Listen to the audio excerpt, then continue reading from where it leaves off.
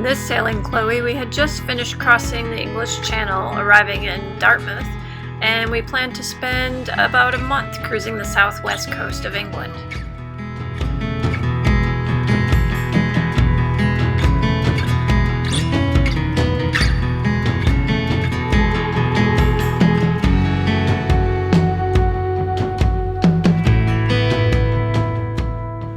I think Dartmouth was our favorite in the southwest England.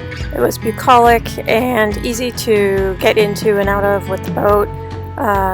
Was along a really nice River Dart, and just a nice place to visit, calm and not too touristy.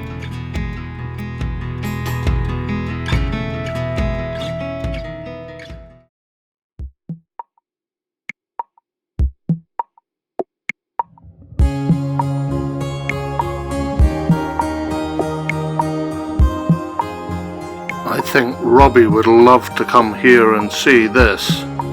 This would be Robbie's dream.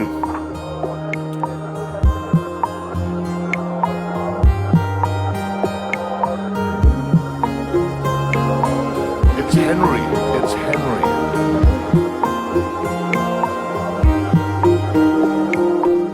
Not only did Dartmouth turn out to be a very pretty place and a beautiful river, banked with trees, but also very functional. The town has got everything you need, and a very good service marina.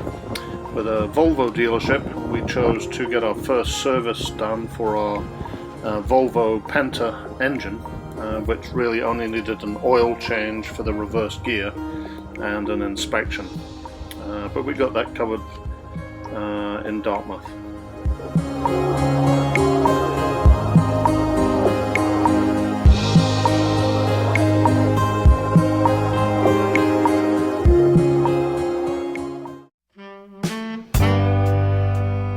Dartmouth offers a kind of cool tourist trip, which is comprised of several components. They call it the round robin trip, and it includes a boat trip up the river from Dartmouth to Totnes, and with a sort of tour guide telling you what's what along the way, and then a train ride, steam train ride back down to Dartmouth, and all the little ferry crossings involved that you'll need as well. Well worth going on.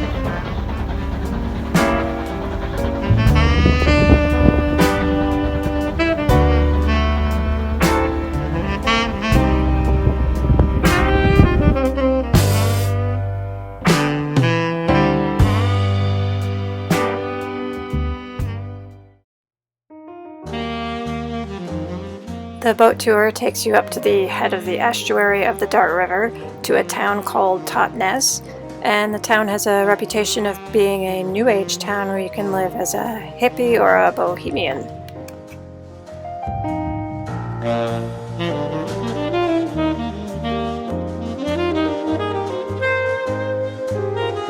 Dawn, look, that reminds me of your mum. I'm telling.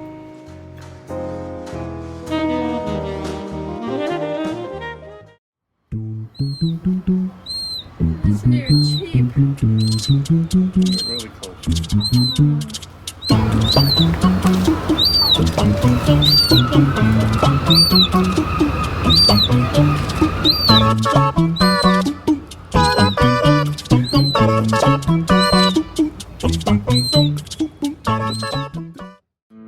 After the boat ride up to Totnes, phase 2 of the round robin was to take a bus ride to Paynton, part of the holiday area, the English Riviera.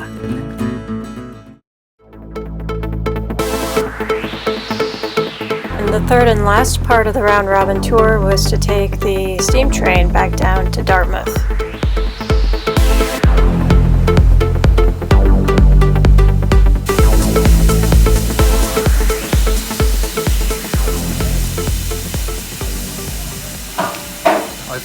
I think Robbie would like this. The tour group has a fleet of 4 locomotives built back in the 1920s in Swindon. For about 40 years, they each carried coal up and down the coasts until they were then put to rest and then rescued for tourism later in the 60s.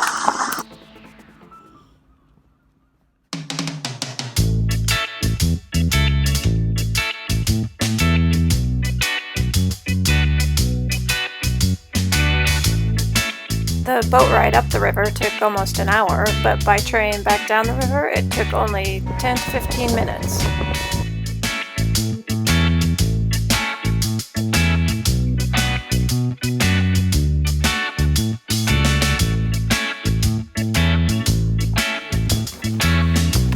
Thank you.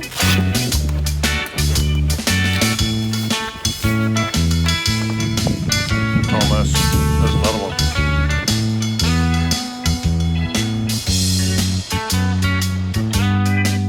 The Braveheart locomotive had a capacity of 6 tons, a boiler pressure of 225 psi, and a tank capacity of 3,500 gallons of water.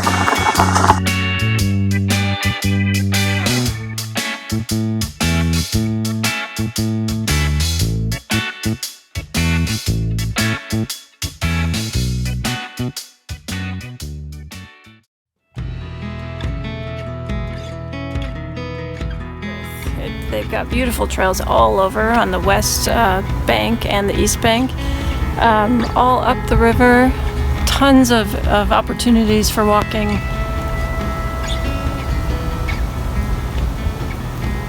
Nice trees.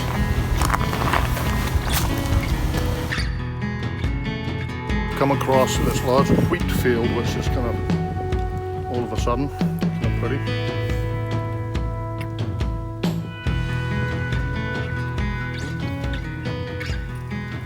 And we're just walking along the banks of the River Dart. Very pretty.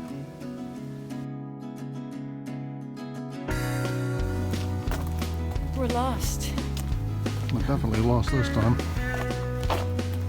I'm feeling, well, I'm sensing that there is a pub down this road.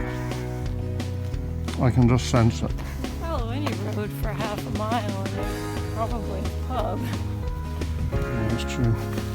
Oh, look. Oh, there's an electric car.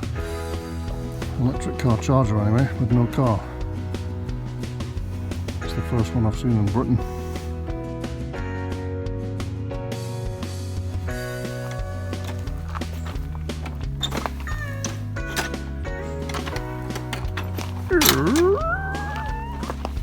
That was a challenge, a mental challenge.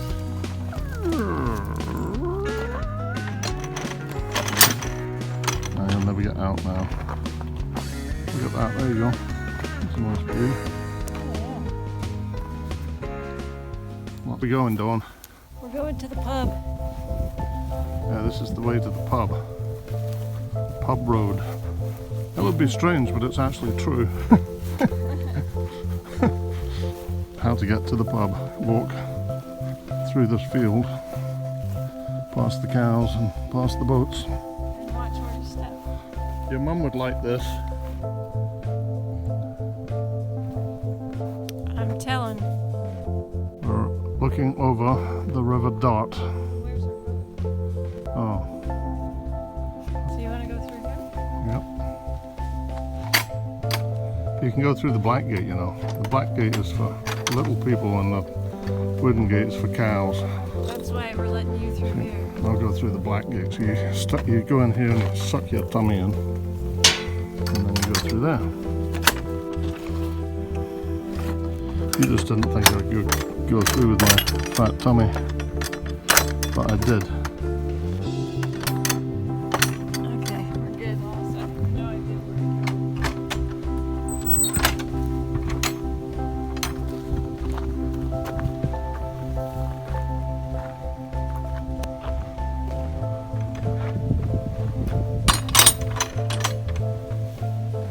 I sense the pub is over that hill. I've got strong sensations. Should we charge up over the hill and go freedom? You can. I'll video you. Okay. Paint your face blue.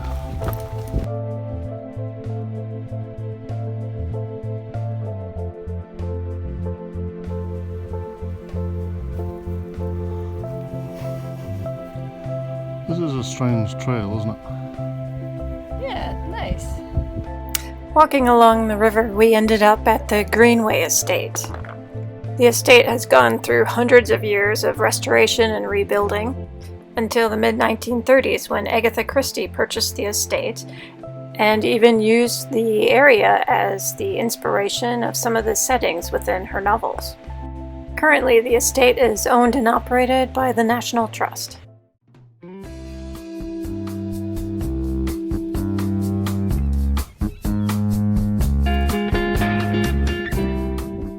We never did make it to that pub at the end of the trail because we made it back to Ditcham just in time to catch the last ferry back to our boat.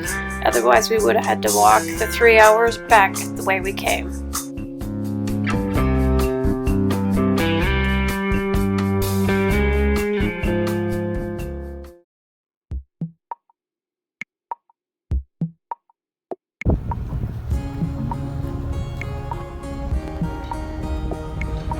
Heading out to sea again, leaving Dartmouth Harbour for the second time. It's the big military training school, Navy training school on the skyline there. Very pretty little town, very twee and touristy, surrounded by beautiful trees. Nice place to stay, highly recommended, very friendly harbour masters, very helpful.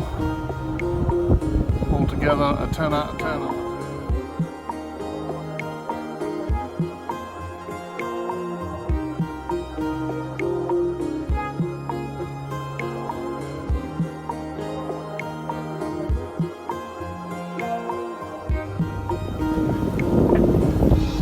We're coming out of Dartmouth, evading fishing pots and buoys and shallow water. It's low tide right now, but everything's going good. We came off the dock perfectly and we should be in Salcombe in 3-4 hours. It's like 10 to 15, I think only gusting to 15 today, and we should be on a port tack all day. Goodbye. We got kicked out of all the pubs anyway, so no point in staying really.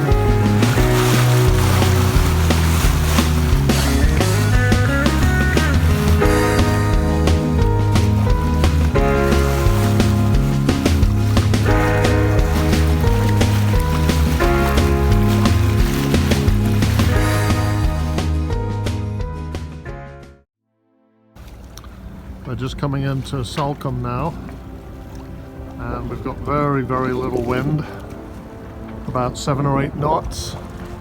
We got full jib up, we got no main up, and we don't want to get in too quickly because there's a big bar here.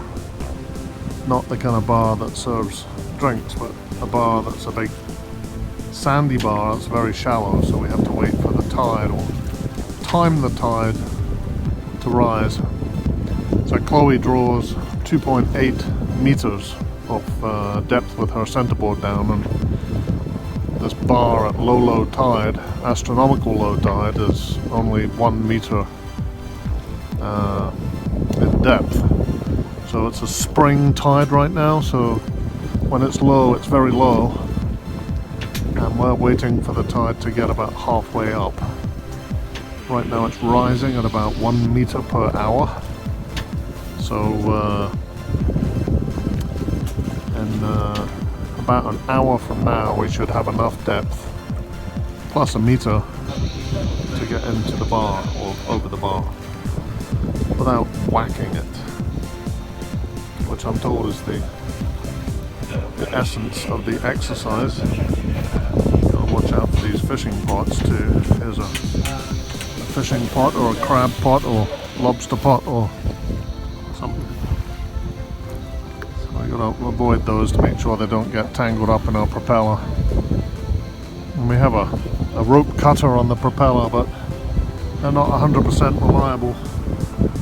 So we gotta keep a lookout, especially when you get close into harbours like this. Watch out for these little crab pot obstacles. Once we arrived in Salcombe, we continued up the river into this area that they called the Bag, which was essentially a mooring field in the river. There's not actually a river in terms of freshwater flow coming out of the Salcombe water. It's all tidal and is only supplied by the sea, so it's missing something in that respect. We were continuously told that it was the most expensive place in Britain to buy a house. We weren't overly impressed with it compared to Dartmouth. We thought Dartmouth was a little bit prettier, but and had a bit more character. But nonetheless, it was a very pretty countryside surrounding Salcombe, and we did enjoy staying there for a few days.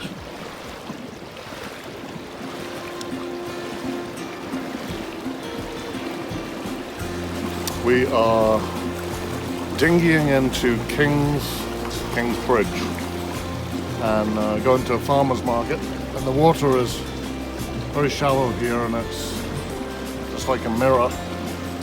Here's our transit. Help us. Stop us get lost, in case we have cider on the way when we get there, and cider on the way back, and then we might get lost. But as it's only 8 in the morning, I'm probably not allowed to have much cider, but I'll try it on. Got the extra battery just in case.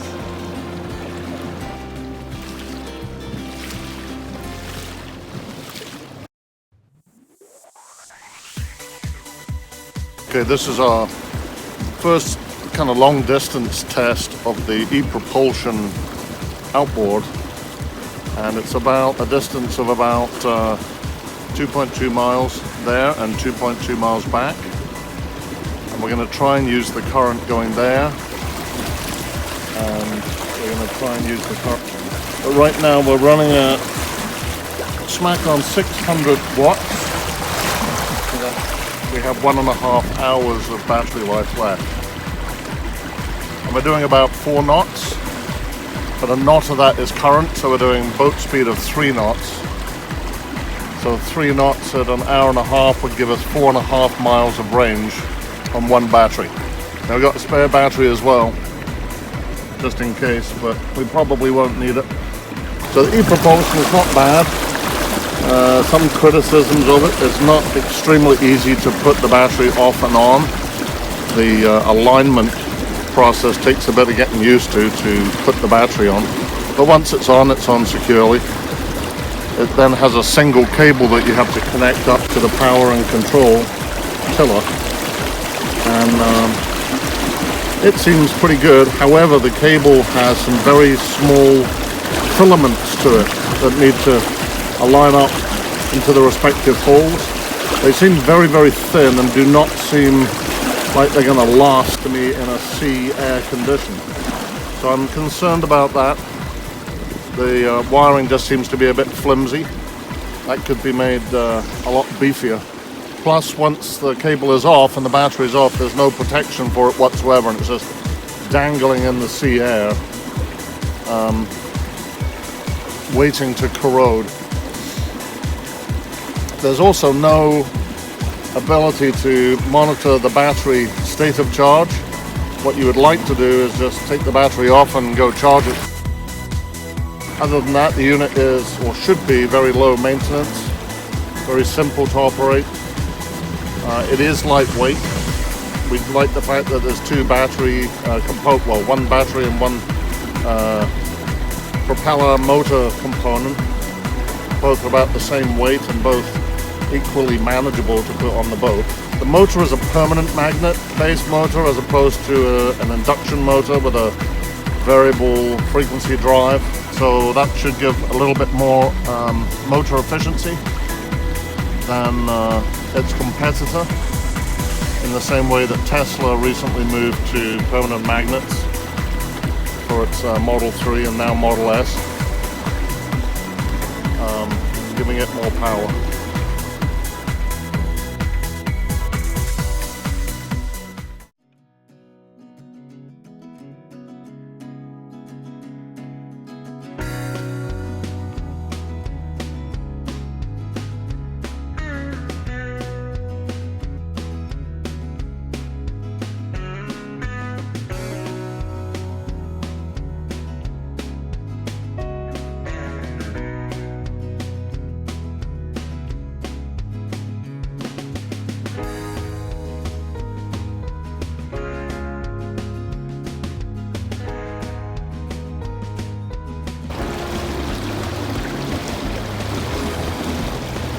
Dinghy playing.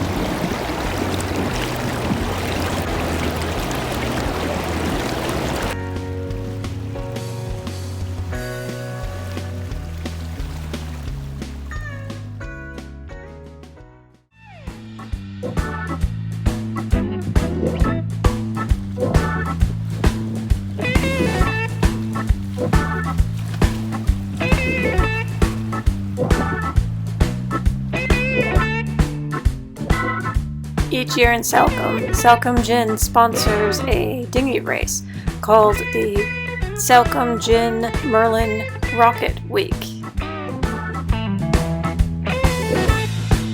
All the dinghies that enter start at the starting line near the Marina, and they weave in and out of all the moored boats all the way up into the bag.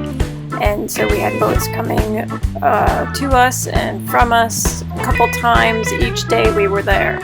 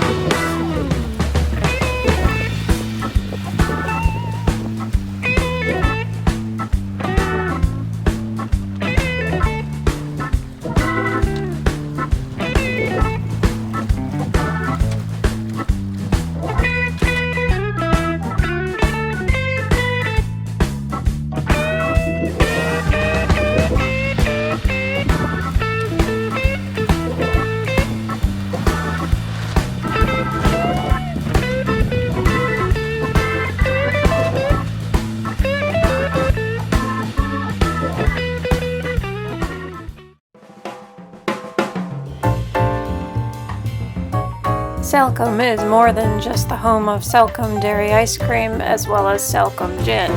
It used to be an area of extensive shipbuilding and even today is still an area of prominent sailing.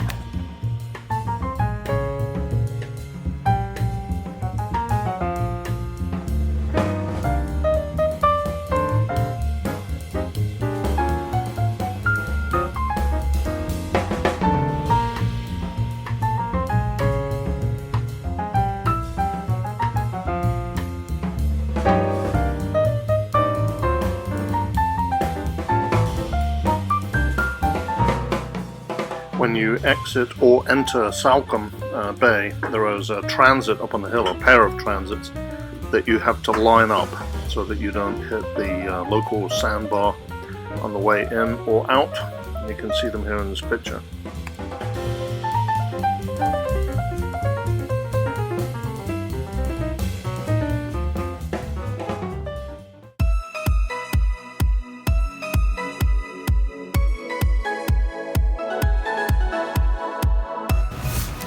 Okay, we just left Salcombe and we're on our way to Yealm River. It's about 18 miles, so it should take us about 3 hours to get there.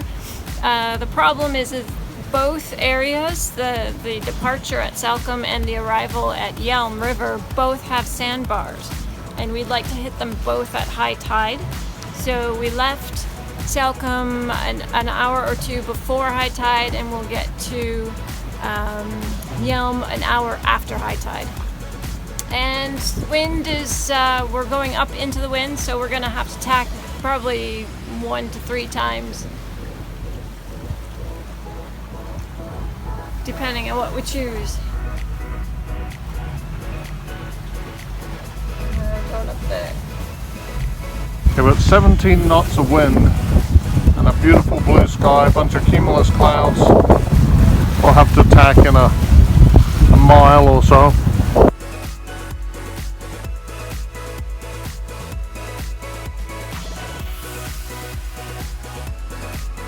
Went to Dawn? Still going to Yealm. That's the plan. We're still going to Yealm. Yeah, we were stuck tacking forever. Yeah, the wind kept pointing at our face. Every time we turn away, it would get back in our face. Yeah. It's like my first wife. It's too bad. You should dump her. Oh. Yeah. Oh. Toss her overboard. Oh, what would you do then? I'd be kind of sunk. Who would clean the toilets? Who would wash my undies? That's one toxic dump site. No one else would touch. True love, baby.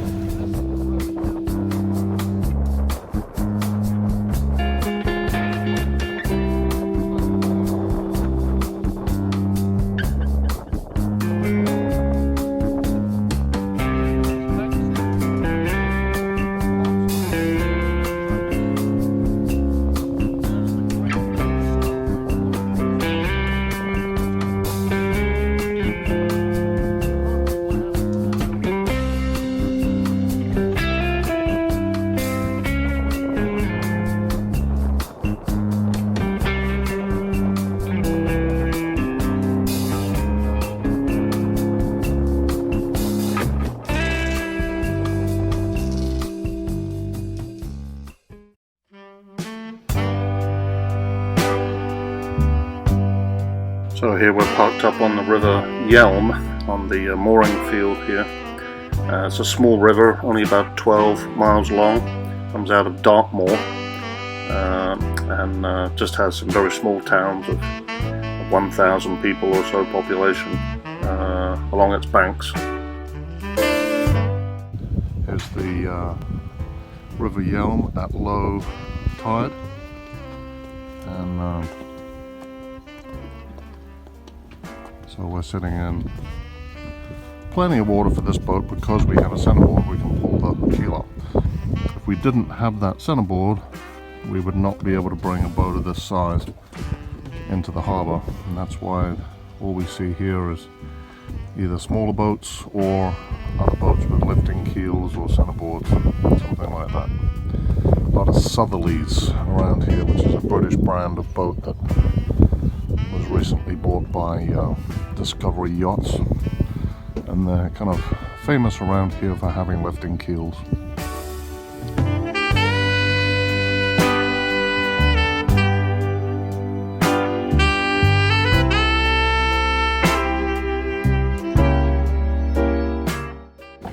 We're not sure how much scope to let out for the tide. It is a 3-meter range today.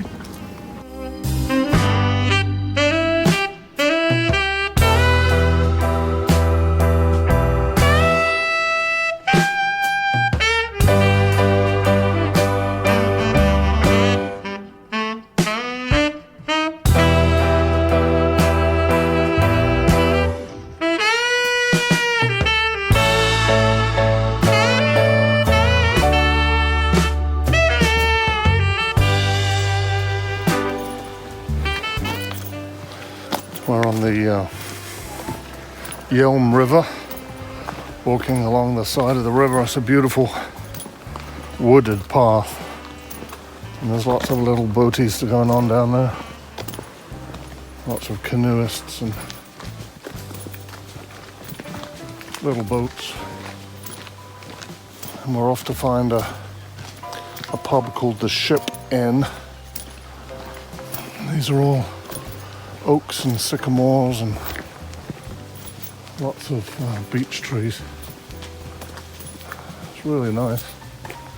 Smells good too. We made it up on shore, scrambling over the railing to get aboard from our dinghy. We'll see the state of the dinghy though when we get back, because we're at high tide right now and the water will drop 3 meters. So, but you can just paddle out in the mud and rescue us. Okay, I would have worn different shoes had I known. You put your stilettos on. I like it when you get all muddy with your stilettos on. Oh, that again? Other than the fact that the mooring balls are not very boat friendly. They are just raw chain that we weren't prepared for. So we have just a raw bit of chain hanging over our cleat and scraping the front of the boat. So we're gonna have a special bridle made up in the next place we go to. We're gonna splice some rope to chain so that we can put the chain over the bow roller of the anchor roller. We have 2 bow rollers for anchors, and one of them has an anchor on it, so we can't use that one. But the second one is empty, so we'll just put on a bit of chain, about maybe 6 feet, and splice onto it some rope, and then we'll use that to hook up to anything on the mooring ball, and should make us independent of any type of mooring ball that we see in terms of its quality. So we're going down to the Voss, V-O-S, Voss, which is a new word to us. And a Voss is an underwater path, and so you have to hunt for it when the water is high. When the water is low, it pops out and you can walk across. So here it is. You can see it. Over here. Way over there is where those people are sitting. You can just make it out. So you can walk across there when it's low tide. And not otherwise. And there is another Voss that runs across that section of the river. And that's more critical because the pub is right there by the Union Jack flag. So if you want to go to the pub, you got to turn it to the Voss. So it's a very critical thing to understand. And we did try to stop at the Ship Inn for a beer, but they didn't have any Wi-Fi, so we just left that one alone.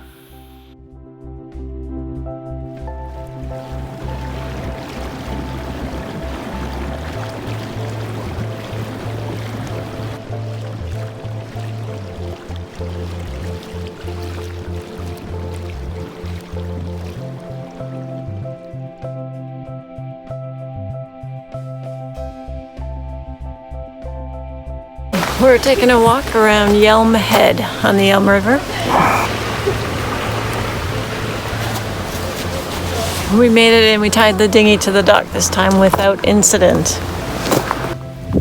So this is where we came into Yealm. This is the Yealm Head that we're walking on a walk. And there's the Mew Stone right out there.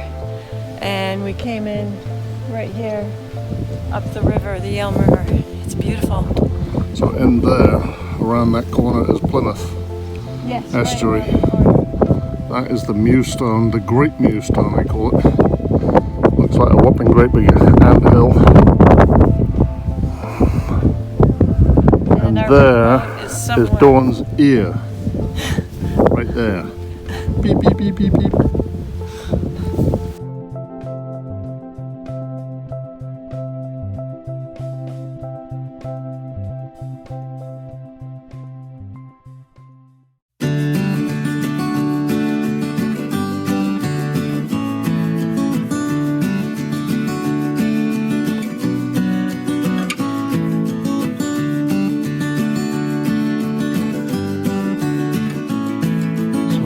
this is the approach into Yealm River. There's Plymouth entrance over there. That's called the Great Mew Stone in the centre. And this is the beginning of the Yealm River. And as you get into the Yealm River, right here is a sandbar that is marked with these two red buoys, here and here. And you can see the sandbar starting here, marked with these two yellow buoys. So you have to stay right, just to the right of these two red buoys. And once you pass the second one, right there, you hang a hard left and you then enter a deeper channel. But this channel necks down to about 1 meter deep or less, 0.7. Have a little boat coming in, and he's hanging over to this side of the channel, and he'll pass the red buoys just like that bigger one did. You're gonna sneak in there. Right now it's pretty well low tide, so only these motorboats can get through here. A sailing boat with a keel will be too deep. This one out here might be just waiting his time, ready for a couple more meters of water.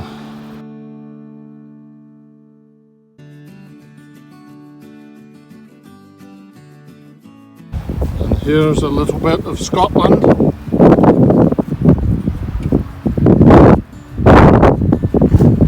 And here is something for Dawn's mum.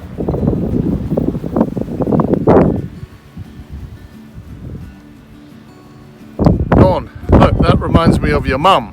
What? Down there. Oh, I'm telling.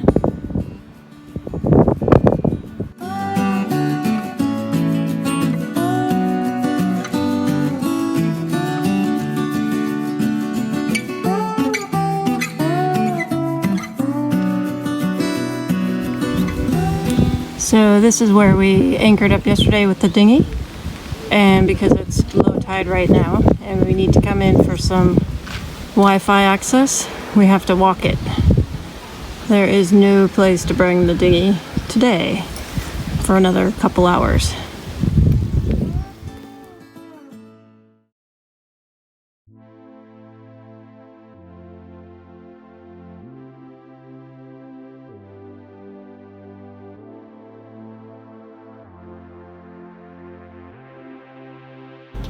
There's the entrance to the Yealm River that we just came out of. And here is the Great Mew Stone. Anything with a name on it means stay away. And there is the Plymouth Sound, entrance to Plymouth. It's a beautiful day with the exception of no wind. We're sailing over the outer slimers, but there is not a slimer to be seen. Dawn, can you see any slimers? No, just a cruise ship. That's not very nice. So this is what we've been waiting for. The Mew Stone, followed by the Shag Rock. So what are we going to see on the Shag Rock, we wonder? Binoculars out and peeled.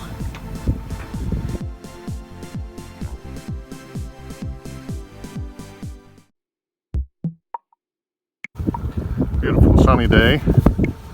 The solar panels are just loving it. So these are sun power solar cells. And the solar cells, they have no metal visible on them, just a black sheet of silicon. So all the metal on these type of designs is coming up from below to contact the P and N junctions with deep trenches that are dug into the back of the silicon and then filled up with copper to contact the junctions. And that means more light can get in from above because the metal isn't reflecting it off the top, and that's why they're more efficient. And I give us more power. So this array here is 1.1 kilowatts if we were sitting in the Sahara. Just need to be cleaned up a little bit, spray the dust off, but they're working very, very well indeed. And each one of these is connected to an individual MPPT box, so it can operate independently. It doesn't matter if one gets shaded or pooped upon by a seagull like that, or shaded by the boom, or shaded by these little antennas. The shag stone next to Crabby Rock. Right there.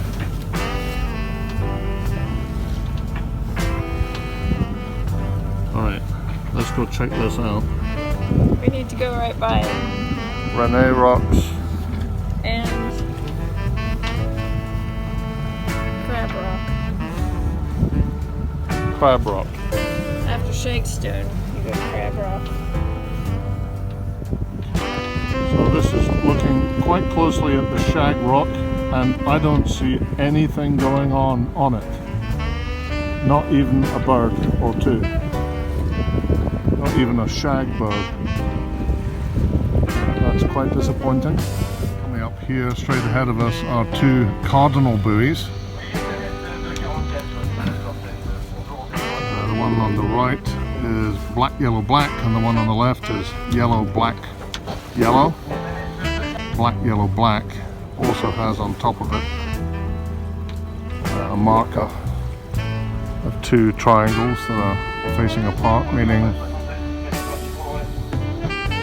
that it's safe to the east, and the other is the reverse, yellow, black, yellow, meaning it's safe to the west of it, safe water. So that those two side by side would signify that there is a shallow area or some rocks or something bad or wreck perhaps in between those two.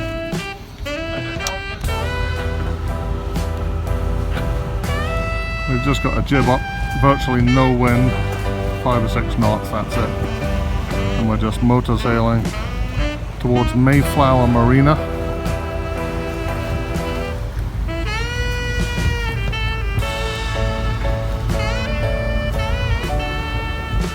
Huh, you didn't wave. There's Drake Island with some kind of fortification deal going on top.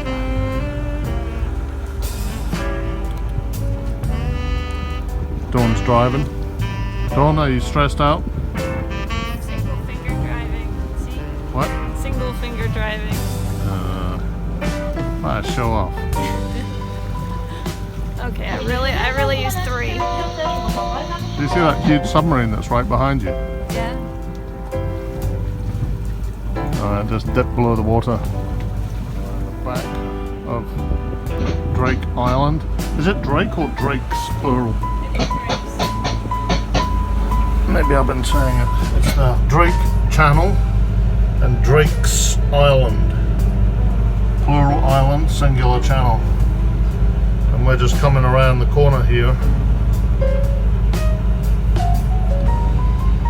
heading to the marina, and this is a big old Brittany ferry here.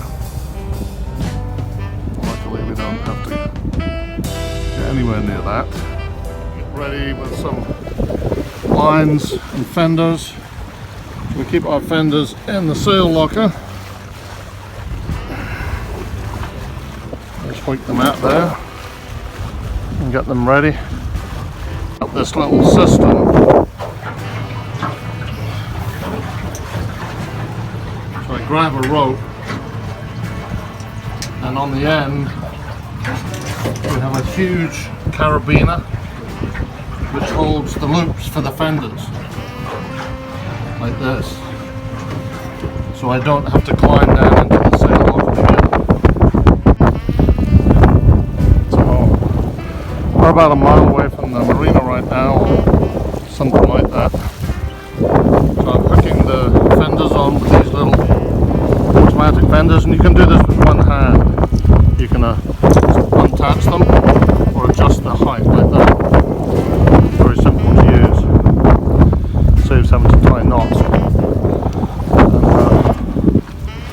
just saves a bit of time.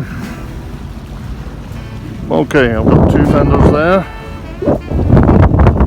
2 fenders there, and then I'll get another couple out, and then I'll move them to their best position at the last minute.